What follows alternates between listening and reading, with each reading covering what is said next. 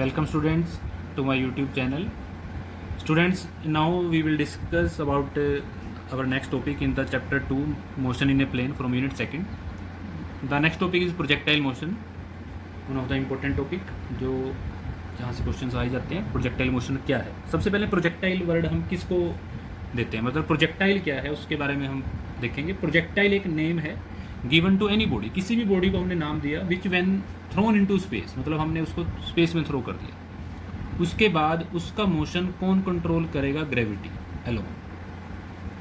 Suppose जैसे हम ground पर खड़े होकर एक बॉल थ्रो करते हैं स्पेस में, तो उसका जो मोशन है उसको कौन कंट्रोल करता है? ग्रेविटी. तो उस बॉडी को हम क्या नाम देते हैं? प्रोजेक्टाइल.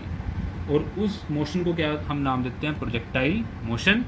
और जो वो पाथ फॉलो करती है, अगर हमने ग्राउंड से कोई बॉल थ्रो की है या बॉडी थ्रो की है, तो वो उसकी जो पाथ बनेगा उस पाथ को हम उसकी क्या कहते हैं? ट्रैजेक्टरी. तो उसके पाथ को हम ट्रैजेक्टरी भी कह सकते हैं. अब हमने प्रोजेक्टाइल के दो पार्ट डिस्कस करने हैं. एक तो अगर हम किसी ऑब्जेक्ट को ग्राउंड से थ्रो करते हैं तो उसकी प्रोजेक्शन कौन सी होती है? Angular projection. जैसे मैंने इस शेप ये जो बनाई है ये कौन सी है? Angular projection. अगर हम हाइट से थ्रो करते हैं किसी ऑब्जेक्ट को ऐसे, तो वो कौन सी प्रोजेक्शन है? Horizontal projection. तो दोनों के लिए हमने अलग अलग डेरिवेशंस करनी है, हॉरिजॉन्टल प्रोजेक्शन के लिए और एंगुलर प्रोजेक्शन के लिए. एग्जांपल तो इसके हमारे काफ़ी सारे हैं, जैसे जेवलिन थ्रो. जेवलिन थ्रो एक गेम है, उसमें भी हमारे पास जो जेवलिन होता है उसकी जो शेप बनती है वो इसी तरीके की बनती है. Javelin throw, a bullet fired from a rifle, वो भी एक हमारे पास प्रोजेक्टाइल मोशन का एग्जांपल है. तो दो पार्ट हैं, सबसे पहले डिस्कस कर लेते हैं हम इसका horizontal projection. Horizontal projection. Horizontal projection में हमने किसी ऑब्जेक्ट को एक हाइट से थ्रो करना है. अब हाइट से जब थ्रो करेंगे सपोज, तो उसका जो पाथ है, उसकी जो ट्रैजेक्टरी है वो कुछ ऐसे बनेगी. हमने उसको थ्रो किया with velocity u, initial velocity u से थ्रो किया.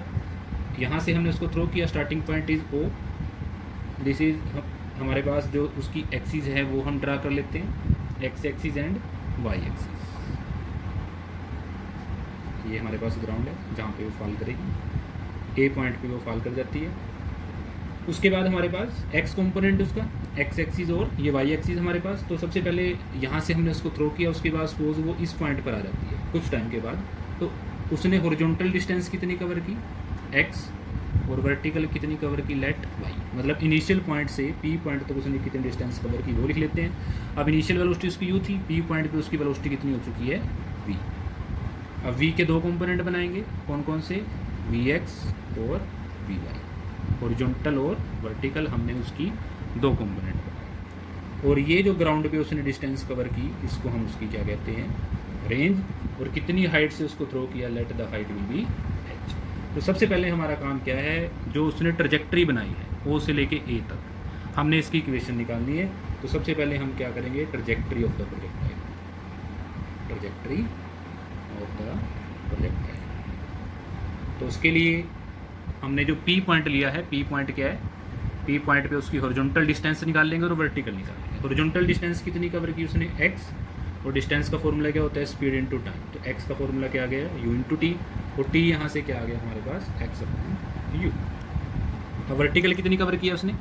वर्टिकल डायग्राम में कितनी कवर की है? वाई. अब जब वर्टिकल डिस्टेंस निकालेंगे, क्योंकि वो ग्रेविटी के डायरेक्शन में आ रहा है, तो यहाँ पे हम इक्वेशन ऑफ मोशन लिखेंगे. एक इक्वेशन ऑफ मोशन लगाएंगे. Second equation S is equal to U T plus half A T square. तो इसमें हमारे पास एस की वैल्यू क्या है? वर्टिकल में वाई, तो वाई इज इक्वल टू, और यू हमारे पास क्या है? वर्टिकल में 0, क्योंकि हमने तो उसको हॉरिजॉन्टल थ्रो किया था. टी टी रहेगा हाफ, और जो बॉडी है वो डाउनवर्ड आ रही है, मतलब इन द ग्रेविटी. तो ए की वैल्यू कितनी हो जाएगी हमारे पास? प्लस जी और टी स्क्वायर. तो वाई हमारे पास क्या आ गया? Half G T square. T की वैल्यू पुट कर देंगे. टी की वैल्यू हमने क्या निकाल रखी है? X upon U. तो टी की वैल्यू पुट करो, इसमें हमारे पास क्या आएगी? एक्स अपॉन यू पुट करके Y is equal to half G X square upon U square.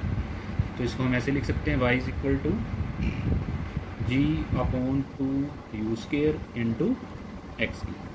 अब जैसे जैसे प्रोजेक्टाइल ग्राउंड की तरफ आ रहा है हमारे पास, तो इसमें हमारा एक्स चेंज हो रहा है. जैसे यहाँ पर एक्स इतना है, यहाँ पर आएगा तो इतना हो जाएगा. तो इस इक्वेशन में सिर्फ एक्स चेंज होगा, बाकी जी भी कांस्टेंट है. टू भी कांस्टेंट है, यू भी कांस्टेंट है, तो इन कांस्टेंट को मिला के हम क्या लिख सकते हैं, के एक्स स्क्वायर। और ये इक्वेशन हमारे पास किसकी बन जाती है, पैराबोला की। y इज इक्वल टू के एक्स स्क्वायर, ये इक्वेशन हमारी किसकी है, फॉर ए पैराबोला। तो मतलब जो हमारी ट्रजेक्ट्री है ओ से लेके ए तक, ये हमारे पास क्या बनती है, एक पैराबोलिक ट्रजेक्ट्री बनती है। तो हमने प्रूव कर दिया कि जो ट्रजेक्ट्री है प्रोजेक्टाइल की हॉरिजॉन्टल प्रोजेक्शन में, वो क्या बनती है, पैराबोला। अब उसके बाद हमने इसका टाइम ऑफ फ्लाइट निकालना है। Time of flight, time of flight मतलब कितनी देर वो ऑब्जेक्ट या वो बॉडी एयर में रही है, मतलब ओ से लेके ए तक उसको आने में कितना टाइम लगा, वो उसका क्या होगा, टाइम ऑफ फ्लाइट। तो टाइम ऑफ फ्लाइट निकालने के लिए हम इक्वेशन ऑफ मोशन लगाएंगे। Again S is equal to U T plus half A T square. अब एस हमारे पास क्या आएगा, क्योंकि एस कितना कवर किया उसने, ओ से ए तक, ओ से ए तक उसने कितनी डिस्टेंस कवर की, एच कवर की। तो एस की वैल्यू हमारे पास एच आ जाएगी। तो हमारे पास क्या आएगा, H is equal to U, vertical में यू 0 है, टी हमने निकालना है टाइम ऑफ फ्लाइट, उसका कितना है, half u t a T square, a कितना अगेन जी टी स्क्वेयर। तो h is equal to half g into t square. और यहाँ से हमारे पास कितनी वैल्यू आ जाएगी, टी स्क्वेयर की 2h अपॉन जी, और टाइम ऑफ फ्लाइट क्या आ जाएगा, अंडर रूट 2h अपॉन जी। नेक्स्ट हमने उसकी हॉरिजॉन्टल रेंज निकाल ली है। रेंज मतलब उसने ग्राउंड पे कितनी डिस्टेंस कवर की है, ग्राउंड पे कितनी डिस्टेंस कवर की है, यहाँ से लेके यहाँ तक उसने जो रेंज कवर की है वो रेंज कितनी आएगी। अब उस रेंज निकालने के लिए हम फॉर्मूला पुट करेंगे, हॉरिजॉन्टल रेंज, हॉरिजॉन्टल रेंज। तो हॉरिजॉन्टल रेंज के लिए सिंपल डिस्टेंस का फॉर्मूला लगाएंगे। डिस्टेंस क्या होती है, स्पीड इनटू टाइम। स्पीड कितनी है उसकी u, और टाइम कितना है, time of flight, that is 2h upon g. तो इस तरीके से हम ये इसके पैरामीटर भी निकाल सकते हैं, टाइम ऑफ फ्लाइट निकाल सकते हैं, रेंज निकाल सकते हैं, उसकी ट्रजेक्टरी की इक्वेशन हमने निकाली। तो ये पैरामीटर हमारे किसके लिए थे, हॉरिजॉन्टल प्रोजेक्शन के लिए। अब हम करते हैं एंगुलर प्रोजेक्शन। अब देखिए स्टूडेंट, नेक्स्ट हमारे पास एंगुलर प्रोजेक्शन में मैंने जैसे डायग्राम बनाया है। अब हमने ऑब्जेक्ट को एक एंगल पे थ्रो करना है विद द ग्राउंड। तो उसका जो पाथ बनेगा वो कुछ इस तरीके से बनेगा, लॉन्ग OAB। सबसे पहले हमने उसको किस स्पीड से थ्रो किया है, u के दो कंपोनेंट बन जाएंगे, horizontal component is cos theta, vertical component is sine theta. उसके बाद जैसे हमने वहाँ पे देखा था कि P पॉइंट, कुछ टाइम के बाद वो P पॉइंट पे होगा, और P पॉइंट उसकी वेलोसिटी कितनी हो जाती है, v, क्योंकि u इनिशियल है, v उसकी क्या होगी, फाइनल वेलोसिटी। v के अगेन दो कंपोनेंट बनेंगे, Vx और Vy। उसके बाद एक ऐसा पॉइंट आएगा जहाँ पर उसकी हाइट मैक्सिमम होगी, तो वो हाइट उसकी ग्राउंड से क्या है, मैक्सिमम। उसके बाद वो डाउनवर्ड आना स्टार्ट हो जाएगा। तो ये जो इसका पाथ बनेगा, ये क्या बनेगा, पाथ ऑफ प्रोजेक्टाइल। और ग्राउंड पे जब वो O से लेके B तक डिस्टेंस कवर करेगा, उसको हम उसकी क्या कहेंगे, रेंज। रेंज को किससे डिनोट करते हैं, R से। तो सबसे पहले तो हम उसकी ट्रजेक्टरी की इक्वेशन ही निकालेंगे, जैसे हमने उसमें ट्रजेक्टरी की इक्वेशन इसकी निकाली थी। ट्रजेक्टरी मतलब हमारे पास OAB, ट्रजेक्टरी की इक्वेशन क्या बनेगी। तो ट्रजेक्टरी की इक्वेशन के लिए हमारे पास सबसे पहले ट्रजेक्टरी हम उसकी लिख लेते हैं। हॉरिजॉन्टल डिस्टेंस कितनी कवर की उसने, P पॉइंट तक x कवर की है, वो तो हमारे पास वैसे ही जैसे हमने उसमें किया था x। और वर्टिकल हमारे पास कितनी कवर की है उसने, y। तो इसमें हॉरिजॉन्टल डिस्टेंस निकालेंगे और वर्टिकल डिस्टेंस निकालेंगे। तो हॉरिजॉन्टल हमारे पास कितनी है, हॉरिजॉन्टल डिस्टेंस इज x, और डिस्टेंस का फॉर्मूला क्या होता है, स्पीड इनटू टाइम। हॉरिजॉन्टल में स्पीड उसकी कितनी है, u cos theta into time t। यहाँ से t की वैल्यू कितनी आ जाएगी, x upon u cos theta, इसको हम इक्वेशन 1 लिख लेंगे।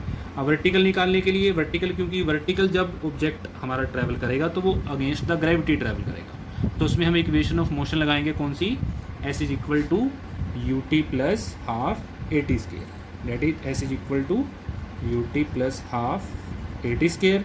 अब s हमारे पास वर्टिकल है, तो वर्टिकल में डिस्टेंस कितनी कवर की, y। वर्टिकल में वेलोसिटी कितनी है, u साइन थीटा। जीरो नहीं पुट करना इसको, क्योंकि वर्टिकल में यहाँ पर वेलोसिटी है u साइन थीटा, हॉरिजॉन्टल में वर्टिकल जीरो थी। t की वैल्यू हमने निकाली है इक्वेशन 1 से। इक्वेशन 1 से t की वैल्यू कितनी है, x upon you cos theta, तो वो उसको पुट कर देंगे, x upon you cos theta. Acceleration, अब क्योंकि ऑब्जेक्ट हमारा अगेंस्ट द ग्रेविटी जा रहा है, ग्रेविटी डाउनवर्ड एक्ट करती है और हमने उसको अगेंस्ट द ग्रेविटी थ्रो किया है, तो एसेलरेशन को हम पुट करेंगे माइनस ऑफ जी, और टी स्केयर की वैल्यू अगेन वही x square upon you square को स्केयर थीटा। तो हमारे पास इक्वेशन क्या आ गई, u से u कट जाएगा, हमारे पास बनेगा x tan थीटा माइनस के क्या बनेगा हमारे पास, g upon 2u² cos² theta into x²। Okay, अब अगेन स्टूडेंट देखो हमारे पास जो कांस्टेंट क्वांटिटीज़ है, एक ये हमारे पास कांस्टेंट है, एक tan थीटा हमारे पास कांस्टेंट है, तो हम इसको क्या लिख सकते हैं, px माइनस क्यू x²। अपनी तरफ से हमने कांस्टेंट को दूसरे नाम दे दिए, मतलब tan थीटा को p लिख लिया और क्यू को क्या लिख लिया, g upon 2u² cos² theta. तो अगेन ये इक्वेशन हमारे पास किसकी बन जाती है, एक पैराबोला की। तो हमारे पास ट्रजेक्टरी क्या आ गई, अगेन पैराबोलिक। तो एंगुलर प्रोजेक्टाइल की भी ट्रजेक्टरी क्या बनती है, पैराबोलिक। तो अब उसके बाद अब हमने क्या निकालना है, इसका टाइम ऑफ फ्लाइट। तो अब हमने उसका टाइम ऑफ फ्लाइट निकालना है। टाइम ऑफ फ्लाइट मतलब वो कितनी देर तक एयर में रहा है हमारे पास। तो वो टाइम ऑफ फ्लाइट निकालने के लिए हमारे पास सबसे पहले हम इक्वेशंस लगाएंगे, s is equal to ut plus half at²। अब इस केस में हमारे पास देखो, जो हमारे पास प्रोजेक्टाइल है वो O से चला था और B पर आ गया, तो उसने डिस्प्लेसमेंट कितनी कवर की, S कितना हुआ, क्योंकि देखो वो हॉरिजॉन्टल से स्टार्ट हुआ था और दोबारा हॉरिजॉन्टल पे आ गया, तो उसकी जो नेट वर्टिकल डिस्प्लेसमेंट है डेट इज 0, क्योंकि रहा तो वो वर्टिकल में है एयर में, तो नेट वर्टिकल डिस्प्लेसमेंट कितनी बन जाएगी, 0। तो हम S की जगह क्या पुट कर सकते हैं, 0, क्योंकि नेट वर्टिकल डिस्प्लेसमेंट 0 है, और वर्टिकल में U कितना है, U साइन थीटा। T हम निकाल रहे हैं time of flight, again acceleration negative होगी, हाफ g, T तो वही जो हम निकालना चाहते हैं, that is pf² time of flight. तो क्या आ जाएगा हमारे पास, U sine theta TF half g into TF²। TF से हमारा TF एक कैंसिल हो जाएगा, तो TF की वैल्यू क्या आ जाएगी, 2u sine theta upon g। तो ये हमारे पास क्या आ गया, टाइम ऑफ फ्लाइट। उसके बाद हमने इसकी मैक्सिमम हाइट निकालनी है। मैक्सिमम हाइट मतलब वो ग्राउंड से कितनी डिस्टेंस पे है। मैक्सिमम हाइट हम कैसे निकालेंगे उसकी, उसके लिए हम इक्वेशन लगाएंगे, equation of motion v² minus u² is equal to 2as। अब जब वो ऑब्जेक्ट हमारा मैक्सिमम हाइट पर जाएगा तो वहाँ पर जाकर उसकी वेलोसिटी 0 हो जाएगी, तभी तो वो डाउनवर्ड आएगा। तो मतलब मैक्सिमम हाइट पे उसकी वेलोसिटी कितनी है, 0। तो v हमारे पास कितना है, 0, क्योंकि उसकी स्पीड 0 हो चुकी है। u कितना है वर्टिकल में, u साइन थीटा 2, और एक्सेलरेशन अगेन नेगेटिव, और s जो हमने निकालनी है that is maximum height hm। तो हमारे पास क्या आ जाएगा, hm is equal to, solve करके हमारे पास क्या आ जाएगा, u² sine theta upon 2 into G. तो हमारे पास मैक्सिमम हाइट भी आ गई, टाइम ऑफ फ्लाइट भी आ गया। अब हमारे पास एक क्वांटिटी बची है निकालने के लिए, डेट इज़ हॉरिजॉन्टल रेंज। तो हॉरिजॉन्टल रेंज निकालने के लिए हम अगेन फॉर्मूला लगाएंगे, किससे डिनोट करते हैं हॉरिजॉन्टल रेंज को, r से। तो horizontal range is equal to speed into time, या horizontal velocity into time. Horizontal velocity और इसको मल्टीप्लाई किससे कर देंगे हम, टाइम ऑफ फ्लाइट से। हॉरिजॉन्टल वेलोसिटी कितनी है प्रोजेक्टाइल की, हमें पता है, u cos थीटा, और टाइम ऑफ फ्लाइट तो अभी हमने निकाला था, कितना होता है time of flight, 2u sine theta upon g। तो हमारे पास क्या आ जाएगा, u² 2 sine theta cos theta upon g, और 2 sine theta cos theta trigonometry relation equal to sine 2 theta upon g। तो रेंज हमारे पास ही आ जाती है। अब जैसे हमारे पास जो गेम होती है जेवलिन थ्रो, उसमें विनर कौन होता है, जिसकी रेंज ज़्यादा होती है, क्योंकि ग्राउंड से जिसकी डिस्टेंस ज़्यादा है वही विनर होगा। तो रेंज मैक्सिमम कब होगी, मतलब मैक्सिमम हम कब थ्रो कर सकते हैं, जब साइन मैक्सिमम होगा, और साइन मैक्सिमम कब होता है, 90 डिग्री पे। तो ये 90 डिग्री कब बनेगा, 2 तो ऑलरेडी है, जब थीटा कितना होगा, 45 डिग्री। तो रेंज मैक्सिमम कब होगी, जब थीटा को हम क्या पुट करेंगे, 45 डिग्री। तो थीटा को 45 डिग्री पुट करने से क्या आएगा, u² sine 90 upon g, that is u² upon g। तो मतलब अगर हमने किसी भी ऑब्जेक्ट को एक मैक्सिमम रेंज देनी है, तो हमें अपनी आर्म के साथ एक एंगल बनाना पड़ेगा 45 डिग्री का। ये एंगल जब हम 45 डिग्री बनाएंगे तो वो ऑब्जेक्ट मैक्सिमम डिस्टेंस ट्रैवल करेगा। तो ये हम एक गेम जो हमारे पास एथलीट है वो यूज़ भी करते हैं थीटा के साथ। तो स्टूडेंट्स, ये हमारे पास दोनों प्रोजेक्टाइल हैं जिनकी हमने डेरिवेशंस भी लर्न करनी है, क्या क्या उनकी कंडीशंस निकालनी है दोनों प्रोजेक्टाइल के लिए। Thank you.